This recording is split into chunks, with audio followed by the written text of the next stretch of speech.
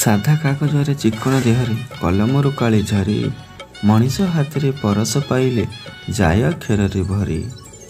ସେଇ ଅକ୍ଷରରେ ଗଢ଼ା ହୁଏ ଶବ୍ଦ, ଶବ୍ଦ ସମାହରେ ଚିଠି। ମଣିଷ ମନର କଥା ଓ ଭାବନା ଲେଖି ହୋଇଯାଏ ସେଠି।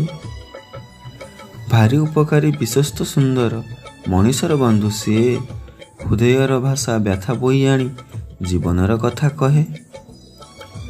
ଦୁଃଖ ସୁଖ ପୁଣି ବିରହ ବେଦନା କେବେ ଲଘୁ ପରିହାସ, ବୋହି ଆଣେ ଚିଠି ଦିଏ ପହଞ୍ଚାଇ କଟିଯାଏ ବର୍ଷ ମାସ।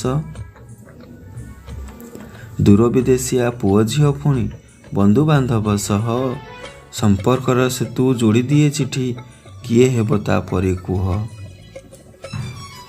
ଅତୀତରେ ଚିଠି ବହୁ ଥିଲା ଦୂତ, ବହୁ ଥିଲା ପୁଣି ପାରା, ଆଜିକାଲି ଇମେଲ ଯୁଗରେ ନାହିଁ ତାର ପତିଆରା।